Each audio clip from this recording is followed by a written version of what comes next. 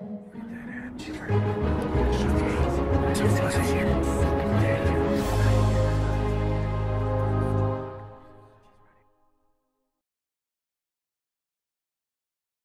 efficace en ligne grâce au Canva de modèle d'affaires. Isabelle Mallet, qui est consultante en innovation. Donc, quand on parle d'innovation, Isabelle, c'est l'experte. Et quand on parle de modèle d'affaires au niveau Canva, c'est aussi une experte. Et elle va le faire conjointement avec Alain Pierre, qui lui est aussi un consultant en développement de solutions web. Donc, vous ne pouvez pas demander plus expert que ça pour vous présenter leur façon de voir les choses. Et vous allez voir, avec les exemples qu'ils vont nous donner, vous allez vous reconnaître dans ça. Donc, Isabelle, Alain, je vous laisse la parole et je vous laisse aller de l'avant. On les applaudit. Merci beaucoup. Eh bien, merci beaucoup de votre accueil chaleureux. Donc, tout à l'heure, Denis a fait une très brève présentation de moi, effectivement. Je suis un consultant du réseau d'EPS. J'ai une particularité un peu spéciale. Je suis un comptable aussi. Je sais que ça paraît un peu spécial. Je suis un comptable vendeur, ce qu'on voit moins souvent dans le marché. Donc, j'ai autant le côté marketing que le côté où est-ce que je peux jouer avec les chiffres, où est-ce que je peux comprendre beaucoup plus loin l'aspect management. Donc, je vais céder la parole à Isabelle maintenant, qu'elle se présente un peu. Merci Alain. Bonsoir, merci d'être venus si nombreux ce soir. Moi, j'ai passé 18 ans, les 18 dernières années chez Ubisoft, à faire du marketing et implémenter des méthodologies d'innovation. J'ai tellement aimé ça qu'il y a un an, je suis partie à mon compte pour travailler avec des PME et des startups principalement sur leurs problématiques d'innovation, sur leur stratégie d'innovation, mettre en place des outils dont on va parler ce soir d'ailleurs, pour les aider à aller plus vite sur le marché avec des produits et des services plus innovants. Voilà. Ouais. Donc, pour commencer le tout, je vais vous parler un peu, bien souvent, les clients viennent me voir au bureau et me disent « Écoute Alain, j'ai besoin d'un site web, j'aimerais savoir, écoute, combien ça coûte, tout ça. » Les gens sont tout de suite prêts à avoir un site web et savoir combien ça coûte. Là, je me disais, j'ai fait plusieurs projets de cette manière-là et bien souvent, on finit par se planter au niveau du résultat parce qu'on pense juste aux détails techniques, on pense au design, on pense au SEO, tous ces trucs-là, mais quelque chose qui est fondamental, comme l'a dit si bien Denis tout à l'heure, c'est de ne pas oublier les bases. Donc, Denis, je t'inviterai à changer de slide, s'il te plaît. Donc, qu'est-ce que je vais vous montrer ici, en fait, c'est que moi, quand un client vient me voir, je m'occupe aussi bien, oui, de la conception du site web, je m'occupe également, un coup que le site est conçu, comment on fait pour attirer du trafic dessus? Comment on fait pour faire en sorte que les clients viennent nous voir et finissent par acheter quelque chose ou finissent par télécharger quelque chose, peu importe l'objectif. Donc, je m'occupe de ça également. Mais l'élément qui est le plus important, c'est la base. Donc, je m'occupe de tout ce qui est avant la conception du site web. Donc, qu'est-ce que je fais quand un client me rencontre? Je lui pose beaucoup de questions sur son modèle d'affaires. Parce que qu'est-ce qui compte, en fait? Qu'on connaît bien le modèle d'affaires du client. D'un, on gagne du temps. On est capable de beaucoup mieux représenter un site web et que ce soit un site web qui soit gagnant également et qui parle bien aux clients. Donc, prochaine. Voilà, donc, Isabelle, parle-nous un peu de comment fonctionne le modèle d'affaires et tu vas nous parler un peu des outils par la suite. Je te cède la parole. Merci. Quand on se pose la question pourquoi on fait un modèle d'affaires, un des éléments de réponse, c'est que souvent, vos clients, ils veulent quelque chose, mettons un produit X. Et vous leur shippez Y. Puis ça, moi, des gens qui ont cette approche-là, qui font cette erreur-là, je l'ai rencontré plein. À quoi ça sert d'avoir un modèle d'affaires? Alors déjà, juste une petite parenthèse, excusez-moi, on ne vous l'a pas dit, mais toutes les acétates sont en anglais, on s'en excuse d'avance, mais la présentation est en français, j'espère que ça vous suffira. Pourquoi on fait un modèle d'affaires? D'abord parce que ça me permet d'identifier les problèmes pertinents pour votre cible, pour vos segments consommateurs. Si vous lancez des produits et des services qui n'ont pas de traction sur le marché parce que personne n'en veut, vous allez perdre du temps et perdre de l'argent. La deuxième raison, c'est que vous allez du coup, en les écoutant, vous allez créer une proposition de valeur que les gens veulent, à laquelle les gens réagissent positivement. Ça va vous permettre aussi, et bien c'est super important dans les méthodologies d'innovation actuelles, de dérisquer vos hypothèses les plus risquées. Souvent, l'hypothèse la plus risquée, c'est celle qui nous fait le plus peur, puis on regarde on regarde le plus tard possible, puis genre, ça fait déjà des mois que sur ta business. Avec le modèle d'affaires, si vous faites ça de façon sérieuse, il y a des chances que cette problématique-là n'arrive plus parce que vous êtes plus ou moins obligé de dérisquer ce qui est le plus risqué. Et enfin, dernièrement, ça vous permet aussi, du coup, en identifiant tous les blocs, on va rentrer un petit peu dans le détail après, ça vous permet aussi, du coup, d'aller chercher une fonction sur le marché, d'aller chercher l'adéquation avec vos clients beaucoup plus rapidement avec un hockey stick qui, avec un peu de chance, va aller plus vite. Donc, le modèle d'affaires, on l'utilise, en gros, je vais vous parler là de deux types de modèles d'affaires différents qui arrivent à deux moments clés de votre conception. Le Lean Canva, qui est basé exactement sur le business model Canva et au passage qui a été construit après le business model Canva. Okay. Moi, comment j'utilise avec mes clients, ce qu'ils utilisent avant le business model Canva. Pourquoi? Parce que c'est un outil génial pour faire de la conceptualisation. C'est un outil génial pour essayer d'aller définir quel type de produit de proposition de valeur vous allez faire. On va rentrer rapidement je vais vous montrer rapidement les cases du Lean Canva. Je ne sais pas si vous êtes déjà familier avec le Lean Canva. Il y a beaucoup de têtes qui se hochent, très bien. Donc je vais aller assez vite juste pour faire un petit rappel. La première étape, bien entendu, c'est d'aller identifier vos segments de clients. Hein. Sans ça, on tire dans le vide. Et idéalement, d'aller regarder qui sont vos early adopters, qui sont les gens qui vont être capables d'aimer votre produit le plus rapidement possible, même s'il n'est pas complètement terminé. La deuxième étape qu'on va aller chercher, c'est quels sont les problèmes que ces gens-là ont aujourd'hui et sur lesquels vous pouvez vraiment apporter une résolution qui dépasse ce que fait la concurrence, voire qui n'existait pas aujourd'hui. L'étape suivante, ça va vous permettre de formuler une proposition de valeur. Et là, c'est très important l'ordre. La proposition de valeur arrive avant la solution, arrive avant les fonctionnalités et les features. On va en parler pas mal de la proposition de valeur, hein, parce que c'est vraiment un outil qui est très, très important quand vous construisez un business, un nouveau produit ou un nouveau service. La proposition de valeur, ce n'est pas une liste de features. La proposition de valeur, il focus sur un bénéfice. Qu'est-ce que ça fait pour votre client? Après ça, on va pouvoir regarder les features et les fonctions. Parce qu'une fois qu'on a notre proposition de valeur, on peut la livrer de plein de façons différentes. Il y a plein de façons d'exécuter une proposition de valeur. Et souvent, d'ailleurs, sur la scène de l'entrepreneuriat à Montréal, vous allez trouver des concepts qui sont très similaires, mais des façons d'exécuter qui sont vraiment. On va aller un peu plus vite ensuite sur la stratégie de distribution. Comment est-ce que vous allez lancer votre produit sur le marché? Bien entendu, on va réfléchir à combien ça coûte de faire tout ça. Et puis, comment est-ce qu'on va gagner de l'argent avec ça? Et enfin, il y a deux éléments qui sont assez différents du prochain modèle du business model Canva, qui sont les métriques. Souvent, les startups ou les entrepreneurs, quand vous lancez des produits, vous traquez pas beaucoup avant d'avoir. On en parlera plus en détail sur les métriques, une fois qu'on a des landing pages, tout ça. Mais souvent, les métriques, c'est quelque chose qui fait un peu peur, c'est pas trop quoi traquer. C'est vraiment important, très tôt, de traquer vos métriques. Et puis, dernièrement, tout ce qui est ce qu'ils appellent unfair advantage. Un avantage compétitif qui vous place tellement en deçà de la concurrence que ça ne peut être ni acheté ni copié et que vous êtes 5 ans d'avance sur le marché. En général, quand vous êtes en start-up, c'est rare que vous puissiez répondre à ça. Parce que vous n'avez pas encore nécessairement cet avantage compétitif. Dire que j'ai un bon SEO ou j'ai un bon CRM, franchement, ce n'est pas un unfair advantage. Dire qu'il y a Steve Jobs qui bosse chez moi, plutôt.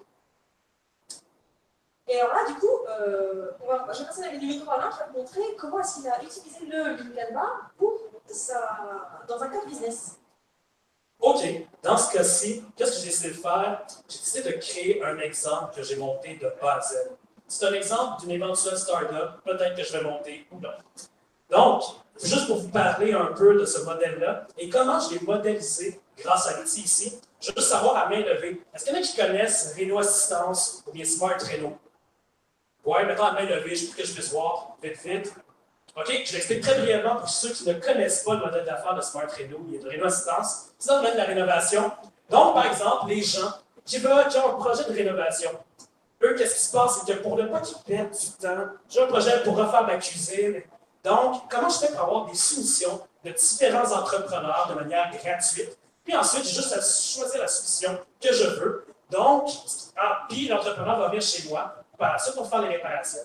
Donc, ce modèle d'affaires-là facilite la vie du client, en fait, parce qu'il reçoit des soumissions en ligne de manière rapide et efficace. Donc, qu'est-ce que j'ai voulu créer ici, en fait? C'est exactement le même système, mais dans le domaine informatique. Bien souvent, dans le domaine informatique, je vais en parler un peu plus loin, parce que Isabelle, par la suite, va nous parler un peu du détail du Business Model Canva. Après, je vais vous parler qu'est-ce qu'on va faire dans le modèle informatique pour le représenter grâce à cet outil-là ici. Donc, Isabelle, parle-nous plus en profondeur de l'autre outil, s'il te plaît. Donc, le Business Model Canva, je ne vous pose pas la question, je pense que vous le connaissez tous, on va aller super vite dessus. Le Business Model Canva, moi, je trouve que c'est vraiment un outil qui est super efficace quand on passe en mode opérationnalisation. C'est-à-dire que vous avez défini votre proposition de valeur, vous avez identifié vos segments clients, les problèmes qu'ils ont. Là, vous allez vraiment mettre en place votre produit, votre service, et puis du coup, on va aller chercher des cases qui sont beaucoup plus opérationnelles. Je ne vais pas reparler de celles qu'on a déjà vues, on va gagner du temps. Du coup, ce qu'on va aller chercher ici, c'est quels sont les partenaires et les fournisseurs qui vont vous aider à rendre concret votre produit. Quelles sont les activités clés que vous devez faire pour livrer votre proposition de valeur? Quelles sont les ressources auxquelles vous avez accès? Est-ce que vous devez avoir des locaux, acheter du PC, etc. Les autres cases n'ont pas changé. Et puis, il y a une autre case qui est un petit peu différente aussi. Je vais juste revenir d'un cran. C'est comment est-ce que vous allez interagir avec vos consommateurs? Comment est-ce que vous allez leur parler? Est-ce que ça va être il y a un site web? Est-ce que ça va être de l'appel téléphonique?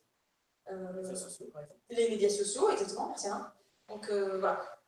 On ne passe pas trop de temps dessus parce que vous connaissez déjà. Alain va plutôt vous montrer comment il l'a mis en place sur son projet. Donc, Denis, je te demanderais de changer de personne. Donc, ici, comme je vous parlais, j'essaie de recréer en fait le Réno Assistance dans le domaine informatique.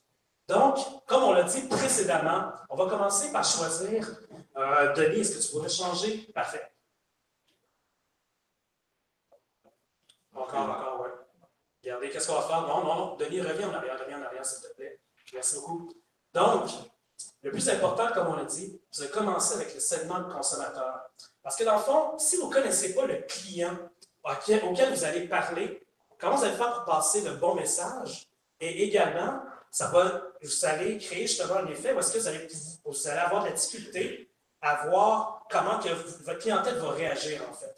Donc, plus on segmente le client, comme dans ce cas-ci, qu'est-ce que je décide de faire? C'est de prendre les travailleurs autonomes qui veulent justement choisir un logiciel en ligne ou bien capables d'aller chercher de la main-d'œuvre au niveau informatique en recevant des soumissions totalement gratuitement et efficaces. Donc, ça, c'est mon premier segment de marché que j'ai décidé d'utiliser dans l'exemple qui suit, et également les petites entreprises. Qu'est-ce que je vais faire? C'est que Isabelle, je vais vous céder la parole, vous parler un peu plus comment fonctionne le côté segment de consommateur. Merci. En général, la plupart des gens qui veulent lancer un nouveau produit, ils commencent là en disant « mon produit, il est tellement bien qu'il est pour tout le monde ». Puis ça, en général, ça ne marche pas, c'est pas vrai. Déjà, tout simplement parce que votre consommateur, déjà de base, il est segmenté en 3 zones différentes. Vous avez les consommateurs, ça s'appelle B2C, c'est-à-dire que c'est des consommateurs comme vous et moi, dans notre vie de tous les jours, où on va acheter du pain, du coca. Vous avez le B2B, business to business. Là, votre consommateur, c'est une entreprise. Et vous avez le B2G, business to government. Là, votre consommateur, c'est la mairie, le département, excusez, la mairie, la région, le gouvernement du Québec et le fédéral. Et puis, ces 3 types de clients-là, déjà ces 3 segments-là, ils ont des façons de consommer qui sont super différentes. Ils ont des cycles d'achat qui n'ont rien à voir entre eux. Je vais acheter mon pain le matin et puis je dois faire passer des nouvelles lignes de chemin de fer par Schlagage. Donc, et à l'intérieur de ça, on a à nouveau une segmentation. Par exemple, sur le B2C, donc le business to consumer, vous allez avoir ceux qui sont prêts à embarquer tout de suite dans votre lancement de produit, même quand il n'est pas complètement terminé. Et puis vous allez avoir ceux qui vont y arriver plus tard. Et même dans ceux qui vont y arriver plus tard, vous allez encore avoir des gens qui vont être différents. Et là, vous allez les segmenter, par exemple, en vous disant, moi je cherche les papas qui font du yoga, je cherche les étudiants qui n'ont pas de voiture, je cherche... Dans le B2B, c'est pareil. Vous avez les gens qui achètent la solution, et puis vous avez les gens qui utilisent la solution. Et ce n'est pas toujours les mêmes, parce que dès que vous commencez à dépasser les équipes de plus de 10 personnes, l'acheteur économique il est dans un bureau, puis les gars qui vont faire le boulot en utilisant votre solution, ils sont ailleurs dans une autre équipe avec un manager, et B2G, c'est pareil. Idéalement, ce qui serait vraiment génial pour vous aider à bien ressentir votre segment de consommateur, qu'on arrête de parler de hommes 25-35, self-employed, machin, c'est de les personnaliser. Le persona, c'est une représentation fictive d'une personne, d'un consommateur, qui représente les besoins de tout le segment. Alors, c'est un espèce de composite, hein, c'est pas une vraie personne, hein, mais elle représente tellement bien les besoins de tout le segment que quand vous pensez à designer une feature, une fonctionnalité ou un design de site, hein, en pensant à comment est-ce que cette personne-là fonctionne, de quoi elle a besoin, quels sont ses problèmes, quel est sa courbe d'apprentissage, vous allez pouvoir avoir un design qui est beaucoup plus efficace sur cette cible-là. Qu'en vous disant, alors c'est des femmes de 35 à 45, alors les chiffres là, c'est compliqué à retenir. Donc, on vous encourage vraiment à aller chercher, à aller développer des personas sur vos segments de clients, parce que c'est un outil qui est vraiment puissant. Je ne sais pas ce qu'il y a après, fait que pas de... Ah, voilà, tiens, voilà, donc voilà. je rentre voilà, pour l'exemple. OK, donc je vais prendre mon exemple de tout à l'heure pour qu'on puisse revenir sur la traque, sur le droit chemin. Donc, on a choisi 2 segments de clientèle ici. Donc, les gens, en fait, qui veulent choisir une solution informatique ou avoir une main-d'œuvre spécialisée qui viennent faire l'implantation d'un logiciel. Donc, j'ai dit tout à l'heure, ça va être les travailleurs autonomes et également des petites entreprises. Ici, qu'est-ce que j'ai fait, c'est que les early adapters, c'est-à-dire les personnes qui vont consommer le produit très rapidement, j'ai décidé que ce soit les travailleurs autonomes. Puis, qu'est-ce qu'il ne faut pas oublier, en fait? Le Canva, il ne faut pas oublier que c'est un outil d'itération. Donc, tout ce qu'on a à poser ici, c'est un outil qui sert à poser des hypothèses que l'on va valider dans le futur. Donc ça, c'est quelque chose qui est super important. Qu'est-ce qu'on écrit sur un Canva n'est pas coulé dans le béton. C'est quelque chose qui va évoluer et c'est quelque chose que l'on va valider. Et vous allez voir à travers le parcours, c'est quelque chose que je vais vous montrer comment le valider par la suite. Est-ce que j'ai le bon segment de client, etc. Maintenant, on va passer à la prochaine diapo. Donc, comme on l'a dit tout à l'heure dans l'ordre, au niveau du Canva, il faut savoir c'est quoi le problème exactement que ce segment de clientèle-là a présentement. Donc, qu'est-ce que j'ai noté en fait, c'est que quand, par exemple, vous êtes chez vous, vous êtes travailleur autonome, je veux choisir le bon CRM, bien souvent, j'ai un manque de connaissances pour choisir c'est quoi le CRM finalement que je vais choisir. Également, bien souvent, j'ai un manque de temps. Il faut que je vérifie plein de petites comparaisons. Bien souvent, il faut que j'appelle les fournisseurs pour savoir, oui, finalement, est-ce qu'il y a telle ou telle option sur cette application-là. Donc, il y a beaucoup de lacunes au niveau du temps. Et également, quand on se met à chercher beaucoup, on se met à ne plus prendre de décision. Donc, il y a une peur au niveau de l'analyse parce que finalement, on ne prend plus de décision. Prochaine diapositive. Merci beaucoup. Donc, la solution que j'ai décidé d'apporter à ça, en fait, c'est que bien souvent, quand on reçoit des soumissions, les soumissions viennent de plusieurs fournisseurs, en fait. Les fournisseurs ont toutes leur façon d'envoyer des soumissions. Donc, la solution que j'ai ici pour pouvoir faire gagner du temps et de l'argent, en fait, aux personnes qui veulent choisir une solution informatique, c'est d'avoir des soumissions qui sont tous sur le même dénominateur commun. Comme ça, c'est beaucoup plus facile de les comparer et de pouvoir prendre une décision. Ce qui vient répondre à la problématique qu'on avait tout à l'heure, où est-ce que les gens ont peur, finalement, ils ne prennent pas de décision, également, on leur fait gagner du temps et de l'argent. Donc, l'autre point également, c'est qu'ils peuvent recevoir des démos et des essais gratuits de manière illimitée, ce qui permet en fait d'utiliser les logiciels et comme ça, les gens ont une plus grande facilité à pouvoir prendre une décision face à ça. Prochaine diapositive. Donc maintenant, je vais céder la parole à Isabelle pour qu'elle puisse nous parler beaucoup plus comment fonctionne la value proposition, la proposition de valeur qu'on va offrir à notre segment client. Isabelle? Merci. Vous avez une super idée, vous savez à qui vous allez la vendre, elle répond à un problème, elle est super bien designée. Maintenant, le défi, c'est d'aller la présenter, c'est d'aller la formuler, c'est d'aller faire en sorte que votre client y comprend de quoi vous parlez et lui donner envie de l'acheter. Et pour faire ça, c'est ce qu'on appelle la proposition de valeur. C'est comment est-ce que vous allez formuler l'offre de façon à ce que lui comprenne ce que ça lui sert, qu'il soit prêt à l'acheter et qu'il comprenne l'avantage que vous avez par rapport à la concurrence. Il y a 4 conseils qui sont vraiment super importants qu'on aimerait vous redonner ce soir parce que c'est la colonne vertébrale de la proposition de valeur. Le premier conseil, c'est d'écouter vos consommateurs. C'est eux qui ont le savoir de qu'est-ce qu'ils veulent pas, qu'est-ce qu'ils sont prêts à acheter, combien ils sont prêts à l'acheter, comment ils veulent l'acheter, comment ils veulent consommer votre produit. Et puis ce qui est super important, c'est que quand vous les écoutez bien, hein, vous allez entendre des insights. Des insights, alors en français, je ne sais pas trop comment on dit, c'est des espèces d'enseignements, d'inspiration, voilà, super. Et ça, c'est ce que vous allez pouvoir réutiliser dans vos messages quand vous allez créer votre site internet, votre page web, vos publicités, votre landing page, pardon, vos pages d'accueil et vos publicités, parce que vous savez, vu qu'ils vous l'ont dit, que c'est des arguments qui résonnent, c'est des arguments qui les touchent, où ils se disent, c'est exactement ça mon problème. Deuxièmement, c'est important de parler, je vous l'ai déjà dit tout à l'heure en introduction, mais alors vraiment j'insiste, hein, pas de features. On n'en veut pas, enfin c'est pas moi, en l'occurrence c'est votre client, les features ça l'intéresse pas. Ce qu'il veut c'est, qu'est-ce que ça fait pour moi? Je vais vous donner un peu des exemples tout à l'heure, hein, mais alors, évidemment il y a bien un moment où il faut parler des features, on s'entend que oui.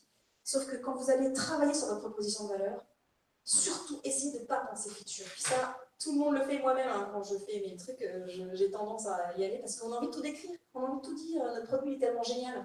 Sauf que le consommateur, lui, ce qu'il veut savoir, c'est quoi l'usage pour moi. Un autre point qui est super important sur comment est-ce que vous allez parler à votre consommateur. Souvent, vous allez entendre il faut que un enfant de 4 ans puisse comprendre ou que ta grand-mère puisse comprendre. C'est vrai, mais ce n'est pas complètement vrai. C'est-à-dire que si vous vendez un produit à un enfant de 4 ans ou à une grand-mère, c'est vraiment important qu'il puisse comprendre. En revanche, si vous avez un produit B2B, que vous vendez à un mec qui est un expert de, mettons, la monétisation de n'importe quoi ou de l'immobilier, là, cette personne-là a un vocabulaire technique. Il est capable d'entendre des choses techniques et complexes. Donc, adaptez-vous vraiment à leur niveau de langage et à leur niveau de connaissance de l'industrie dans laquelle vous vendez. Et puis, dernier point, on en reparlera tout à l'heure, mais il y a un élément qui va vous aider aussi beaucoup à véhiculer votre proposition de valeur, c'est l'image. L'image que vous allez choisir, je vous montrerai tout à l'heure un exemple, moi j'adore cette image-là. L'image que vous allez choisir peut, dépendamment du type d'objet ou de produit, de service que vous vendez, hein, peut vous aider à véhiculer un certain nombre d'informations sans que vous ayez besoin d'utiliser des mots. Et là, vous faites une économie, parce que les gens, en 3-4 secondes sur votre site, ils sont partis, ça les intéresse. Il faut vraiment les avoir catchés tout de suite. Oulala, ça se voit beaucoup. Bon, je vais vous la lire. Je vous propose ici une façon de formuler la proposition de valeur. Il y en a plein qui existent. Sur Internet, si vous tapez Value Proposition Template, là, vous allez en trouver plus. Vous allez trouver celle-là, parce que c'est une de celles qui sont les plus utilisées aujourd'hui dans ce domaine-là, mais il y en a plein d'autres qui existent. En gros, c'est nous aidons nos segments de clients, notre segment de clients, qui veulent faire whatever, leur motivation ou les bénéfices qu'ils recherchent, en leur offrant un certain service ou créateur de bénéfices et en allégeant certaines de leurs problèmes. Éventuellement, vous pouvez ajouter de la compétition, ce n'est pas une nécessité. Ce template-là, il est un peu verbeux, on verra tout à l'heure que quand on le présente, quand on va présenter notre proposition de valeur aux clients sous forme de landing page de ce site web, on ne va pas utiliser cette formulation-là, c'est un peu trop compliqué. Mais pour vous, c'est un outil qui est super efficace parce qu'il vous force à focuser sur les motivations de vos clients, sur les problèmes qu'ils ont et sur les bénéfices que vous allez leur offrir. Puis c'est vraiment ça qui est important. On ne parle pas de produits, de features, on ne parle pas de comment marche votre produit, on ne parle pas de comment vous l'avez fait. Les clients, ils s'en foutent un peu, ça c'est en bas de la page, sur la 4e page en haut de votre barre de nav, là, à propos, et our story, comme ça. Mais eux, ce qu'ils veulent savoir, c'est... vous avez compris le message, c'est ce que c'est. Du coup, Alain, il va nous montrer un petit peu ce qu'il a fait sur ses segments clients. Super, merci beaucoup. Donc, ici, j'avais parlé d'un premier segment de clients, en fait. C'était les travailleurs autonomes et les petites entreprises. Donc, la façon dont on a construit la phrase, on utilise le même template ici. Donc, je vais vous lire, je vais le traduire en français en même temps. Donc, nous aidons les travailleurs autonomes et les petites entreprises qui veulent prendre des décisions beaucoup plus éclairées au niveau de leur projet technologique en offrant des soumissions qui sont faciles à comprendre, également des démos et des versions d'essai, et leur permettre de réduire leur coût de décision. Donc ça, c'est le premier message, en fait, que je lance à mes clients pour venir chercher le côté problématique et offrir la solution à ce segment clientèle-là. On va passer à la prochaine diapositive également. Ici, j'ai créé une autre proposition de valeur parce que sur la plateforme, en fait, si j'ai des gens qui consultent la plateforme pour recevoir les soumissions, il y a bien sûr des consultants, des experts informatiques qui, eux, vont faire des soumissions. Donc, pour eux, en fait, la proposition de valeur, c'est qu'ils reçoivent en fait des leads à travers la plateforme. Est-ce que vous êtes d'accord avec ça? Super. Donc, la proposition de valeur maintenant pour eux, c'est que nous aidons les développeurs de logiciels et les consultants informatiques qui veulent augmenter leur visibilité et leurs revenus en générant des leads chauds et en augmentant leur visibilité, bien sûr, et en réduisant leur coût d'acquisition. Donc, si par exemple, moi je suis un consultant, là, puis je me dis, hey, je pourrais avoir justement plus, avec plus de ventes, plus de prospects potentiels, bien moi, ça vient me parler parce que je vais augmenter mon chiffre d'affaires et également pouvoir aider la problématique des travailleurs autonomes et des petites entreprises au niveau de leur choix informatique. On va passer maintenant à la prochaine étape. Donc, qu'est-ce qui est important de comprendre ici? C'est que j'avais deux propositions de valeur. Il est super, mais super important de faire une proposition de valeur par segment de client. C'est vraiment important parce que sinon, votre message va être diffus et votre client risque d'être perdu. Et également, par exemple, pour les gens qui sont en mode startup, qu'est-ce qui est vraiment important? Commencez seulement par une proposition de valeur et un segment de client parce que vous avez des ressources qui sont limitées. Donc, si vous mettez à jouer sur plusieurs clients en même temps, vous allez dilapider beaucoup de ressources au niveau marketing, tout ça. Donc, c'est juste pour donner le bon conseil d'un segment de client par proposition de valeur. On va passer maintenant à la prochaine. Donc, maintenant, Isabelle va vous montrer de quoi ça peut avoir l'air en images lorsqu'on fait une proposition de valeur sur un site, par exemple. On a vu tout à l'heure que la proposition de valeur, pour vous, l'outil, ça peut être une formulation avec pas mal de mots. Pour le client, ça va être bénéfice majoritairement. Donc là, je vais vous proposer un template, un gabarit de façon de présenter des pages d'accueil, de présenter notre proposition de valeur sur une page d'accueil. Il y en a plein de différents, mais globalement, celle-là, elle se retrouve quand même beaucoup quand vous analysez les sites de la concurrence. Vous allez voir, il y en a quand même beaucoup. Le point le plus important, c'est le point qui est tout en haut, c'est le bénéfice. À quoi ça sert? Je vous ai mis un exemple de Square parce que je trouve que cette proposition de valeur, moi je la trouve géniale. Start accepting credit cards today. Il se trouve qu'avant d'être consultante, j'avais une petite business de déco où je trouvais du béton, un truc. C'était génial. Et mon problème, c'était que j'allais dans les salons, genre du stop, tout ça, et puis je pouvais accepter que du cash. Parce que, les gens, j'avais pas de machine pour accepter des cartes. Puis un jour, il y a Square qui arrive. Et il m'a dit, tu peux accepter des cartes de crédit aujourd'hui. Est-ce que j'avais besoin qu'il m'explique en détail les features de comment ça allait se passer? Franchement, j'ai fait, je le veux absolument. Il explique quand même un petit peu en dessous, là. Il y a quand même une petite description de ton service, parce que dépendamment du niveau de complexité du service ou du produit que vous allez offrir, il y a quand même une partie d'explication qu'il va falloir faire. Et puis, en dessous, un peu plus bas, en mineur, tout à l'heure, Alain va vous montrer des exemples, on a ce qu'on appelle les reasons to believe. Je suis désolée, je l'ai bien nommé parce que je ne sais pas comment on dit en français. Les reasons to believe, c'est pourquoi est-ce que toi, client, tu peux me faire confiance sur le fait que je vais te livrer ma proposition de valeur. Donc, Square, il m'explique qu'il y a un petit lecteur, il m'explique que j'ai que 3% de frais au lieu de 15%, il m'explique plein de choses.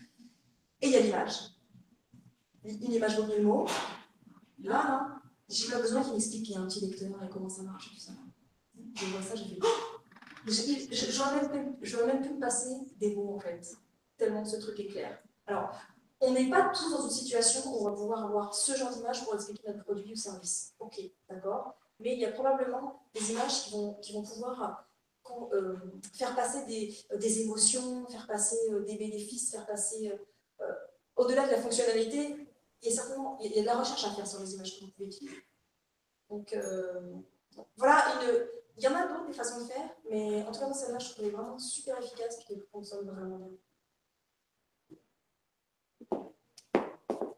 Et voilà, on passe maintenant à une étape qui est vraiment cruciale en fait. Tout à l'heure, on a parlé vraiment de comment fonctionnait la proposition de valeur que l'on donne aux clients. Maintenant, c'est de savoir, un coup qu'on sait ça, on connaît la problématique, on connaît la solution, c'est comment faire bien passer le message. Donc, comme je l'ai expliqué tout à l'heure, l'importance du message, elle est primordiale. Donc, qu'est-ce qui est important à cette phase-ci? c'est bien sûr, je vous l'ai déjà dit tout à l'heure, le Canva est un outil d'itération. Donc, c'est pour faire des tests. Qu'est-ce qu'on va faire? On va faire exactement la même chose avec les messages. Parce qu'on connaît bien notre segment client, on connaît bien la proposition de valeur, mais on ne sait pas exactement encore quoi leur dire directement. On va le tester. Donc, qu'est-ce qui est important ici? C'est qu'avec les différentes personas dont Isabelle a parlé tout à l'heure, c'est qu'on va savoir exactement, OK, c'est quoi qui leur parle à ces gens-là, à ces personnes-là. Par la suite, on va personnaliser chacun de ces messages pour notre segment client. Et qu'est-ce qu'on va faire? C'est qu'on va mesurer et on va valider pour savoir est-ce qu'il y a des trucs qu'on doit changer dans le message ou on garde le même. Donc, qu'est-ce qu'on va faire, Denis? On va passer à la prochaine diapositive. On va prendre l'exemple ici de Geek Sherpa, mais je pense, Denis, tu n'étais pas prêt. Donc, on va devoir aller en ligne, en fait. Oh mon Dieu. Donc, pendant ce temps-là, je vais faire du hip-hop. Excusez-moi, Ça va être c'est pas prévu. des mots. Je peux juste vous écrire ce qu'il dit à répondre après. Les gens voient tout du temps. Ouais, facile. Bon, je me disais, on va faire un micro, oui. Mais avant ça, je vais vous avouer quelque chose. Je me suis trompé. On n'était pas rendu là. Mais je vais quand même montrer à quoi ressemblait le truc. On va y revenir plus tard. Donc, excuse-moi, Denis, on va revenir à la diapositive, oui. Et on va descendre. OK. Exactement. Donc, qu'est-ce que j'ai fait, en fait, pour tester mon message? Je me disais, on va aller avec un petit budget, puis je vais le tester avec une petite campagne Facebook. En fait, pour valider comment les gens vont répondre à ces messages-là. Donc, je ne vais pas vous expliquer aujourd'hui comment fonctionne la technicalité du Facebook Ads, tout ça, ça va venir à la partie 3, dans 3 mois, ça va être un rendez-vous.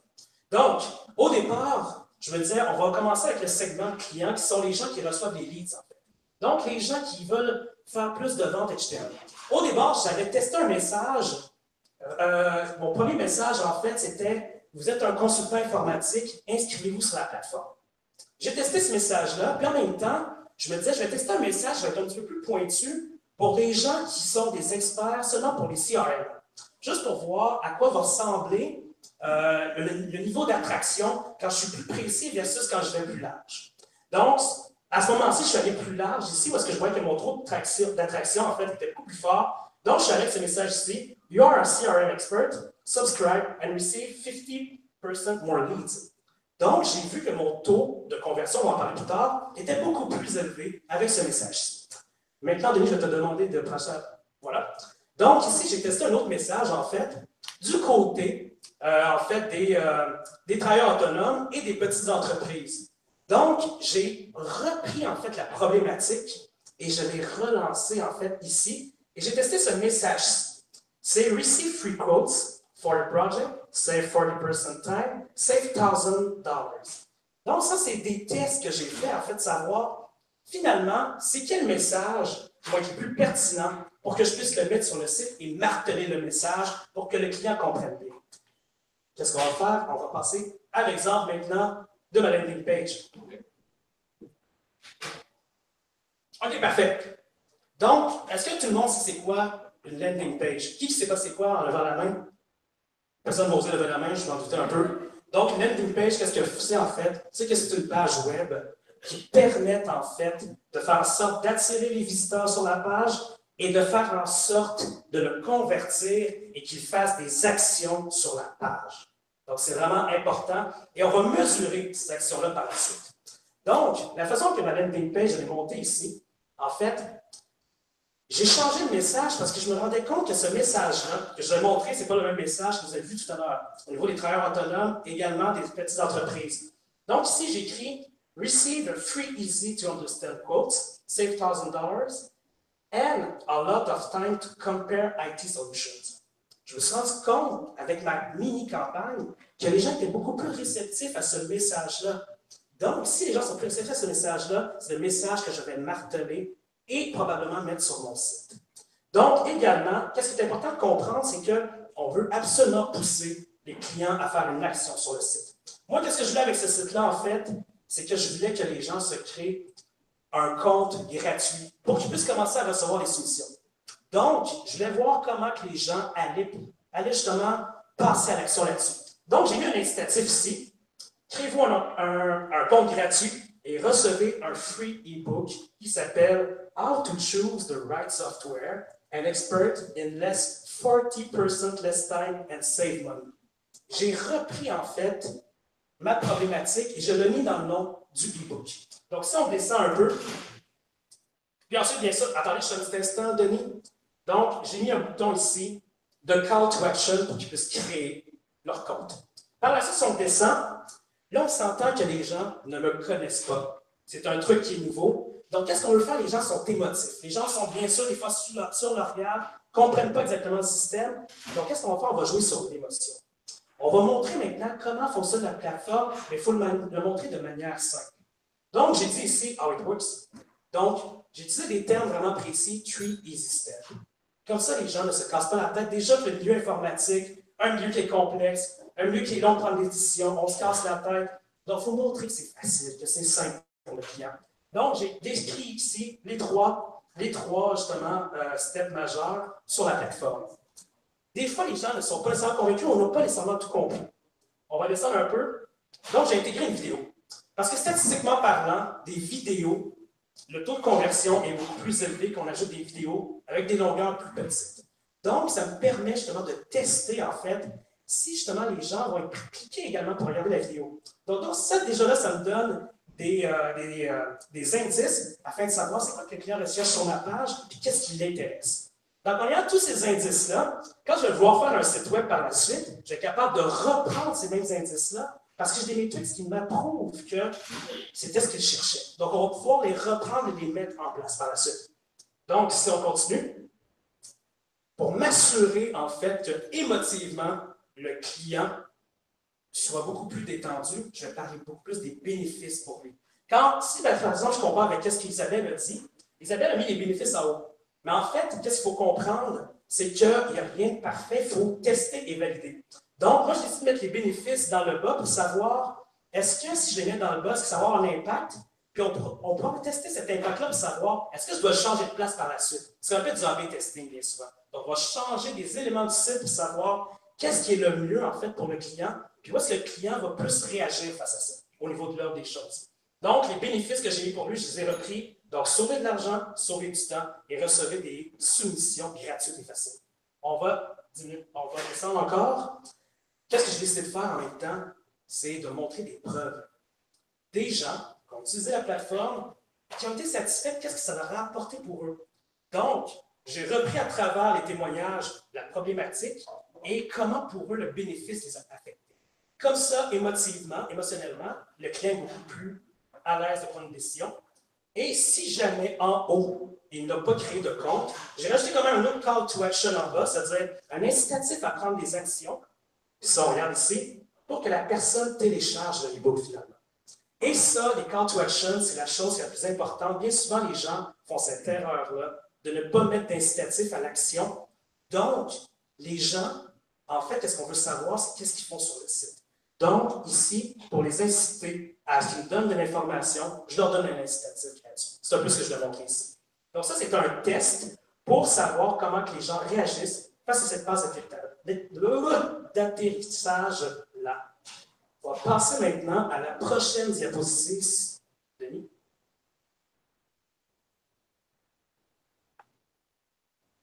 La prochaine. Donc, maintenant, un coup qu'on sait comment que les gens vont sur le site, on va parler un peu du tunnel, l'entonnoir, lorsqu'un client, dans le fond, réagit face au site. Qu'est-ce que les éléments qui sont importants avec ces étapes-là? Isabelle va nous en parler maintenant. Denis, il faut que tu appelles Rhonda dans 30 minutes. Oui, mais j'ai dit que je ne serais pas là. OK. Les métriques, c'est ce qu'on va mesurer. Vous allez mesurer, on en a parlé tout à l'heure sur le Lean Canvas, c'est un élément vraiment important du Lean Canvas, tellement important qu'il est sur le Canvas par rapport à plein d'autres éléments. Les métriques, c'est toute la data, toute la donnée client que vous allez récolter et qui va vous permettre de prendre des actions, de prendre des décisions informées, éclairées, disons.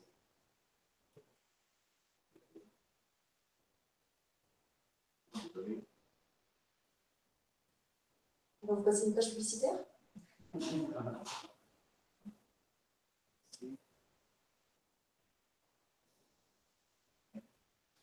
Mannequin challenge. Je fais bon mieux.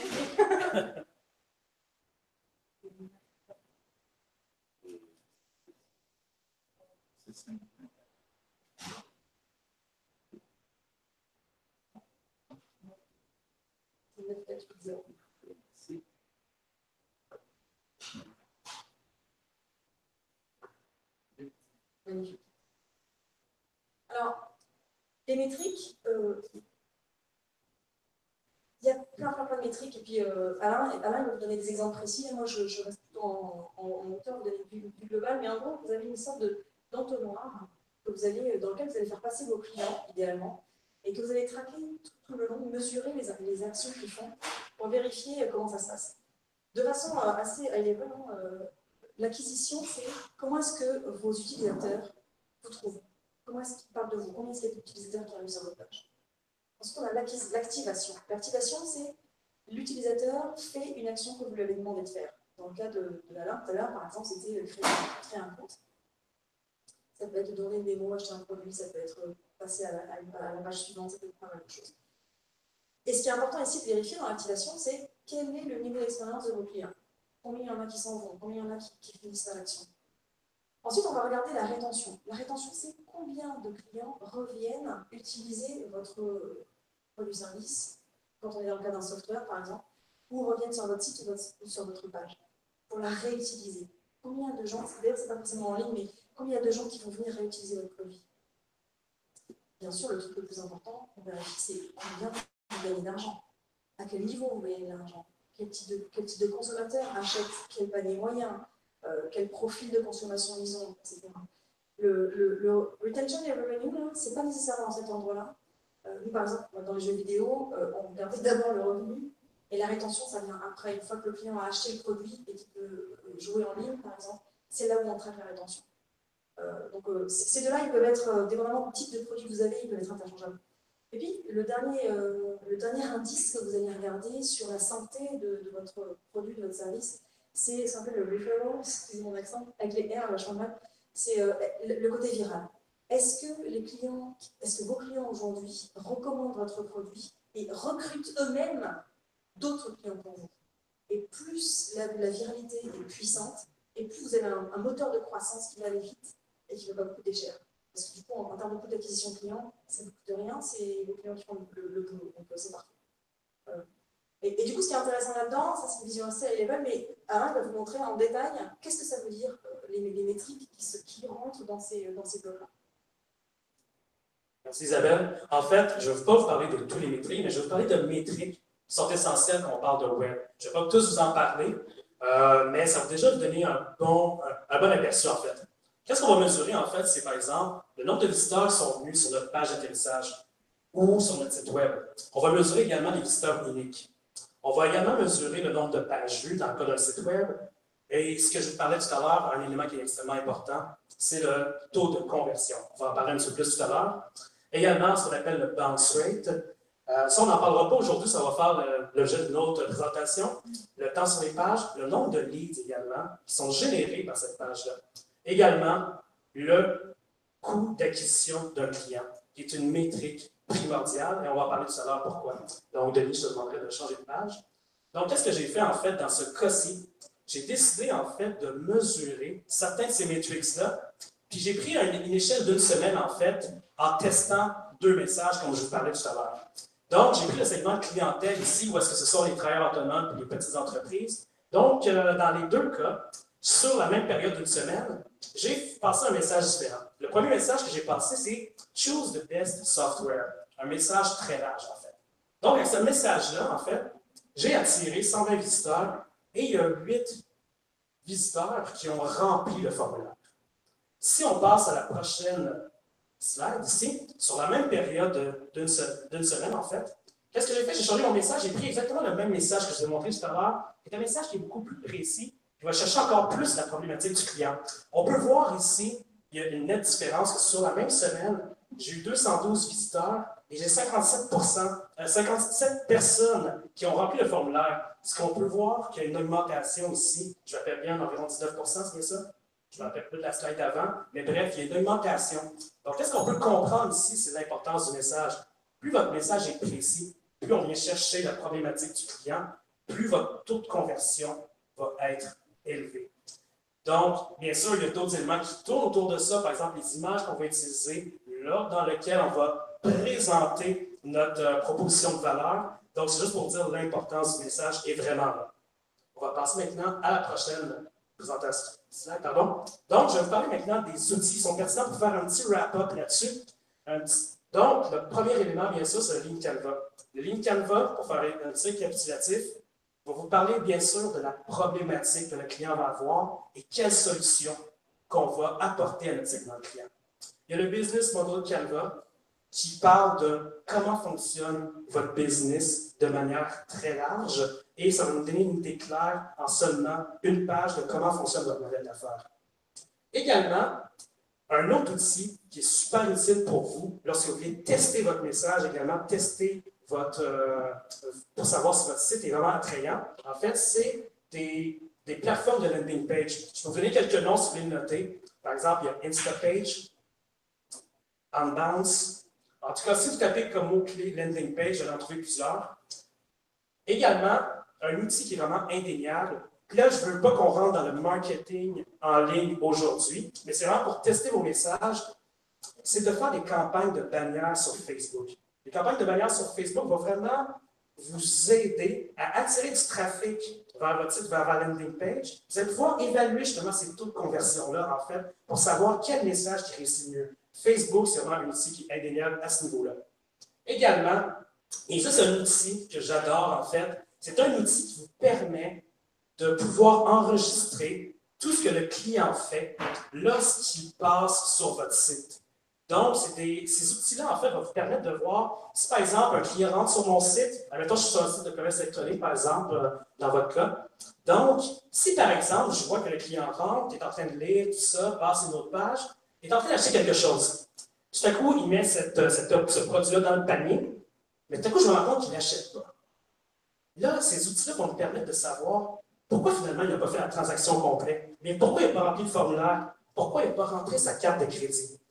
Donc, en ayant des outils comme ça qui vont pouvoir enregistrer ce que le visiteur fait sur votre site, vous allez pouvoir faire des itérations. Et ces itérations-là, en fait, comme j'ai dit tout à l'heure, vous allez pouvoir utiliser le Lean Canva, les business model Canva pour voir c'est quoi les changements que vous allez faire également sur votre site, parce que les deux travaillent ensemble, en fait. Et l'autre outil vraiment majeur qui est Google Analytics. Google Analytics, c'est un site qui est fait par Google qui vous permet de mesurer toutes les actions qui se passent sur votre site au niveau, par exemple, du nombre de visiteurs, combien de temps ils passent sur votre site, etc. Donc, cet outil de tracking-là va vous permettre de voir c'est quoi les changements, les améliorations que vous allez pouvoir faire à votre site également. On passe maintenant à la prochaine diapositive. Je vais vous laisser Isabelle, je te laisse la parole.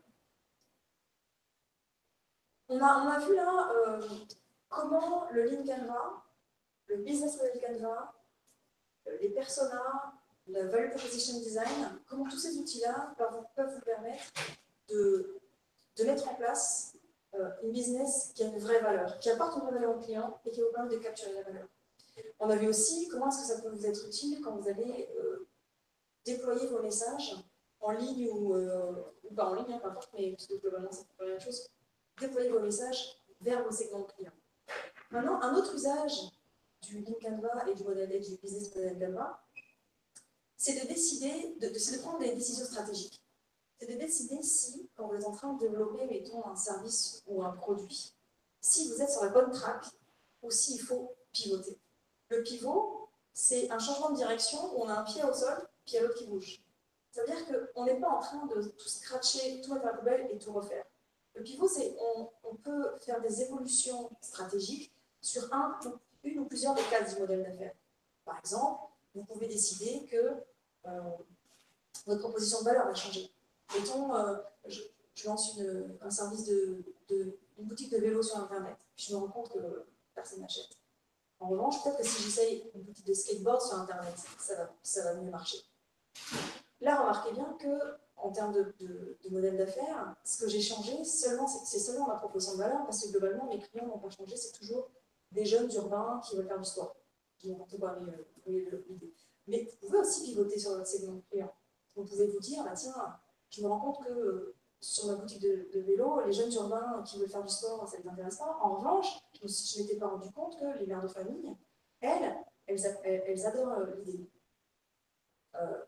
Le pivot sur votre modèle d'affaires, ça peut être aussi la façon dont vous allez capturer la valeur auprès des clients. Ça peut être aussi comment est-ce que vous allez leur revendre le produit. Vous passez par exemple de j'achète mon vélo une fois à j'achète un abonnement et tous les mois je peux changer de skate. Je peux avoir un nouveau skate, je peux avoir un skate, je peux avoir des roues qui roulent comme ci comme ça, la lumière. Et tout à coup, on a un revenu récurrent. Et tout à coup, on est tranquille. Parce qu'on n'a plus besoin d'aller chercher son chiffre d'affaires à chaque fois pour chaque client. Le business model d'affaires, ça vous donne une vision assez high level de votre business. On ne rentre pas dans le détail, on ne sait pas concrètement comment on va aller commercialiser. Il y a plein de choses qu'on ne sait pas, évidemment, quand on utilise cet outil-là. Mais il vous permet de vous positionner au niveau stratégique. Il vous permet d'itérer, de faire plein de suppositions et puis de tester, de jeter sur le mur et tester ce qui reste. Non, je rigole, faites pas ça. Allez demander à vos clients. Écoutez vos clients, on va appeler là, c'est un enseignement clé du truc. Parce que c'est eux qui vont vous dire s'ils préfèrent une boutique de vélo ou une boutique de skate sur Internet. C'est eux qui vont vous dire est-ce qu'ils préfèrent un abonnement, est-ce qu'ils préfèrent acheter le truc une fois. Et plus vous allez chercher, et on a vu tout à l'heure sur les métriques, là, quand vous leur poussez du contenu par exemple sur Internet, c'est eux aussi qui vont répondre avec leurs actions, qui vont aller cliquer ou pas, qui vont aller ouvrir un compte ou pas. Et plus vous les écoutez, et plus vous essayez de comprendre comment vos clients réagissent, de quoi ils ont besoin, ce qu'ils veulent, plus vous êtes capable de persévérer, de pivoter de façon stratégique, et plus votre hockey stick va arriver rapidement. Maintenant, on a parlé comment fonctionnait une page d'atterrissage, tout ça. Je vais vous montrer l'exemple de tout ce que j'ai raconté en fait avec Uber, parce qu'Uber utilise en fait les mêmes fondements sur leur site web. Donc, Denis, je te demanderais d'aller sur le site de uber.com, je présume.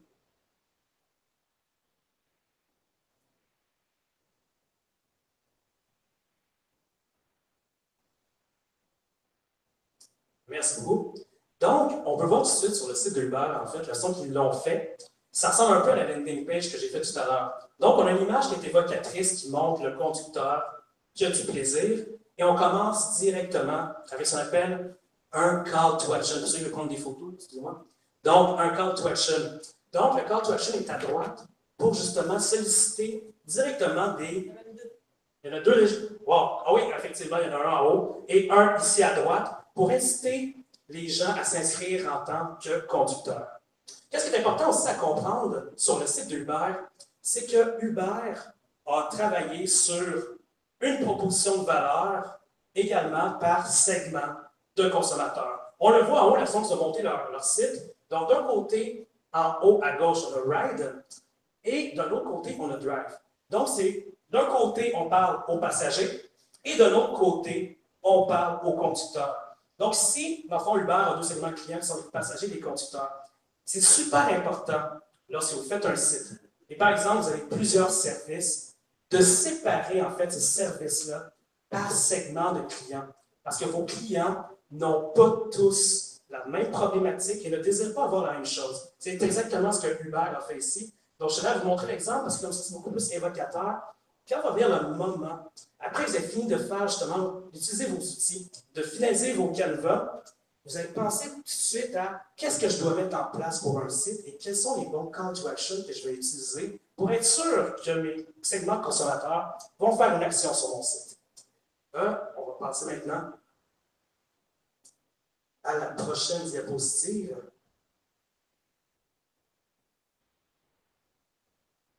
Qui est maintenant, c'est triste, c'est la conclusion.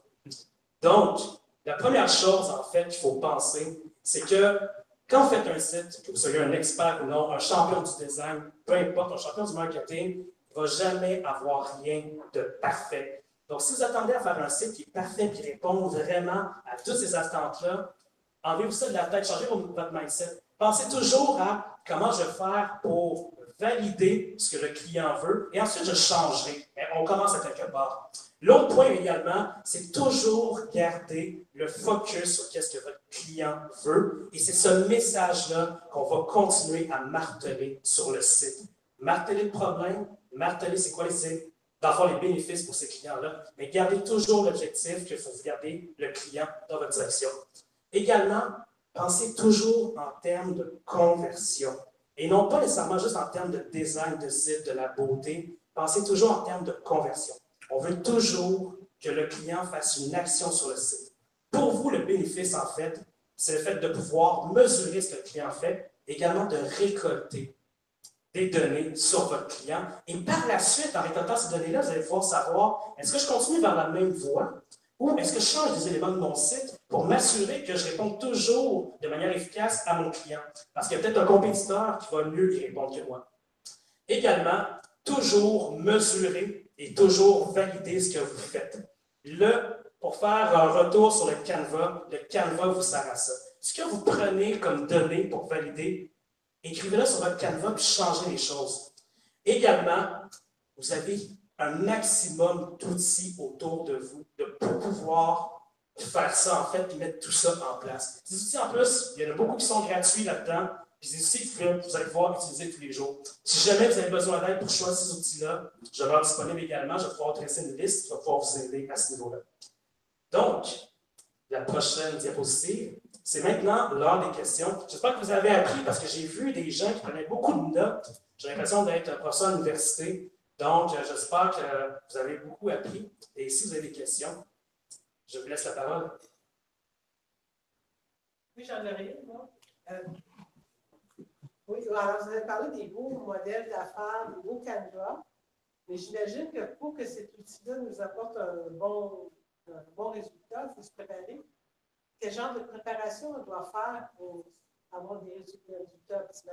Ouais. Quand on sert de business model Canva, de Canva, comme ça. Bien, en fait, la meilleure préparation à faire, c'est de se poser des questions et de mettre ces hypothèses-là sur papier. C'est la meilleure préparation que vous allez pouvoir faire. Puis également, l'autre préparation que vous allez pouvoir faire, c'est au niveau de la problématique que le client a. Tu sais, je donne un exemple, admettons, vous êtes entraîneur. Bon, puis là, vous dites, je vais ouvrir un nouveau gym, etc. Qu'est-ce que je conseille de faire? Aller sur les forums, allez voir c'est quoi les questions que ces consommateurs-là se posent. Allez voir également, OK, c'est quoi les problématiques dont on parle dans les nouvelles, dans l'actualité, etc.